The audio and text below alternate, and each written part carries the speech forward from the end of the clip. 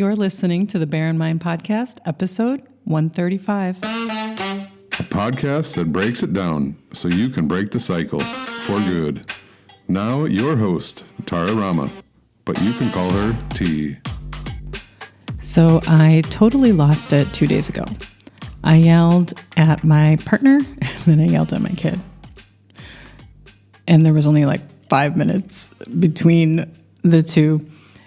And they didn't do a behavior where I would consider I'm habitually triggered by a behavior where I'm working on something like if my kid throws food and I've had some sort of belief around throwing food, that kind of is something that I need to work on that trigger and understand it so that I can be less angry about it. It wasn't anything. They were behaving exactly how they were. Normally, when they behave like this, I don't yell. And so this is going to tie to what is the one emotion you need to change a relationship. Because although, yes, in that moment when I yelled, it came from some sort of anger or frustration in that moment. But right before that, I was experiencing a different emotion. I was feeling bad about myself, but around another situation. Had nothing to do with them. In fact, I can see the story about the situation that I had in my head about how this group was judging me and I'm a terrible person, and it went on and on in my head. And I didn't really catch it, and I thought, okay, it'll be okay. And I was having really negative thoughts that I wasn't aware of. I knew that I wasn't feeling comfortable in the situation that I had been and I was going to be in, and I was feeling uneasy about it. That was all of kind of my awareness. But underneath that were some deeper emotions. And there were a lot of negative thoughts about myself. About, basically you can drill it down to, I'm not worthy. But there are other thoughts that, I don't like myself because, and you can fill in the blank, whatever your reason is. I'm not doing something right. I should be doing this instead of that. I should have received that. I should have gotten this result instead of that. So all of these things, and I wasn't really aware of it. I just was aware that I was not happy about a certain situation. And so the emotion that I think really changes your relationship, and I've noticed it when I feel this way, is when you feel amazing. And I know that feeling amazing, and I think that it's something that is misunderstood. So I'm going to clarify a little bit about this emotion, about feeling amazing. So culturally, when you say you feel amazing, this can be taken as you feel amazing compared to other people. You feel better than, you feel bigger than other person, and that is not what I mean. Amazing is feeling good about yourself and you feel good about other people. So when you feel amazing about yourself and you're not doing that comparison, because that is not actually coming from that feeling of amazing. Now, I know technically maybe amazing is not an emotion in whoever goes through the emotion intelligence kind of laws. When you compare yourself and you think, oh, I'm more amazing than somebody else, that's actually coming from a feeling of inferiority or superiority. But here, I want you to think of a feeling of just, I feel amazing. So from that, you're not comparing. And from that, you're not saying, I'm better or worse than anybody else. You feel amazing, and you think everyone around you is also equally amazing in their own humanness. And so when I yelled, it wasn't because of something that I thought that they shouldn't be doing. My partner and my child were behaving exactly how they always do on the weekend. It was because in that moment, I wasn't feeling amazing about myself. I was feeling the opposite, whatever the opposite of that is. I was feeling maybe a little bit of shame, disappointment in myself. So I wasn't in this place. And that is kind of what changes how you approach any relationship. And I mean anyone you interact with, your kids, your partner, your neighbor, your colleagues, anyone you interact with, it'll change. And I want you to try it. And it's a very difficult thing to get to that feeling of amazing. And I am practicing it, trying to get there. on a more consistent basis. It does not mean that you feel amazing 24/7. That's not what I mean. But understanding that when you aren't feeling amazing, that is going to change how you interact with people, and that when you are, it'll also influence how you interact with people. And the reason why I have found this very difficult in my life to feel amazing on a consistent basis. Now, it is a lot more than it was in the past. It isn't as consistent as I would like it to be, and that's okay. It's definitely improving. It's on an upward trend, except for the last 2 days or 2 days ago. So the first thing you kind of need to do is reconcile a lot of negative thoughts about yourself and become aware of what you actually think about yourself.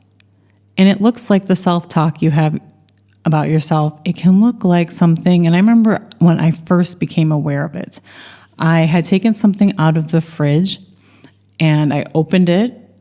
I wasn't sitting down, I was still walking, and I opened it. I think it was some sort of Yourts or something, and I opened it and I took a spoonful, and then it fell on my sweater. And I was like, oh, I'm so stupid. Because I thought, well, okay, I could have waited to sit down and eat this and not do it while I was walking.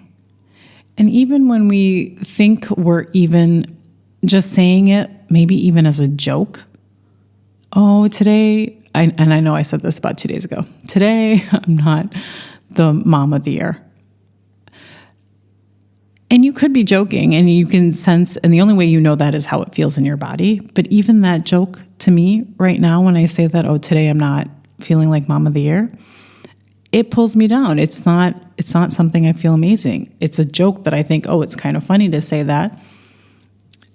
Yet it still brings me down. It brings me down into a place where I don't feel great about myself. I think terrible things about my parenting. And so when I say reconciling, you'll notice how daily it is. And that is a little tricky. And I think one of the common examples is, what are you saying to yourself when you look in the mirror? When you go to the toilet and you look at that mirror above the basin and you just take a quick look at maybe your hair or something, is there a thought that comes to your mind about yourself? And what kind of thought is that? Because I'm pretty sure most of us, it's not, I'm amazing. I don't look in the mirror and say, I'm amazing. I'm not suggesting you go around saying you're amazing. I'm saying, what do you say to yourself in the mirror at that moment? And we have been, for whatever messaging that's happened, from our families, from society, all those other things, a lot of us have a lot of these negative thoughts about ourselves that habitually run. It's running. It's constantly like that buzz going in your head on every little action that you take, or if you trip over something, or if you drop something, or if you're 5 minutes late to picking up your kids. There's these little things that we just tell ourselves. And that is, all of those thoughts are not about how amazing you are. Because we don't say, oh, it's amazing, I show up every day to pick up my kids from school, or I show up every day and I make dinner, or I show up every day at work and I complete this project. We don't do that in a habitual way. We're not trained to do that because, again, we have socializing that might tell us it's a bit arrogant. And again, it's not a comparison, and you're not going around saying it to people. You're not like, hey, I'm amazing because I picked up my kids today. That's not what I mean. It's just the self-talk that you have with yourself on a daily basis. And this kind of negative self-talk will fuel how we show up in our relationships. We will not show up as our best selves. We won't show up in the way that we want to. And that's what I mean by best. The way we want to, the way we imagine in our heads of showing up with the people that we love. Becoming aware and recognizing the habitual thoughts that you're telling yourself is a great start. And to just notice them, because usually when we get to that point of awareness, like that simple thing of, I went into the fridge and I got myself some food and I spilled it on my sweater, and boom, there was a negative judgment about myself. Noticing those sneaky thoughts and doing that consistently, noticing that consistently, your brain will start to automatically do something about it. And what I don't want you to do is then beat yourself up because you are thinking negatively about yourself. I bet you everyone has a lot of negative thoughts. And the best thing that you can do is become aware of them.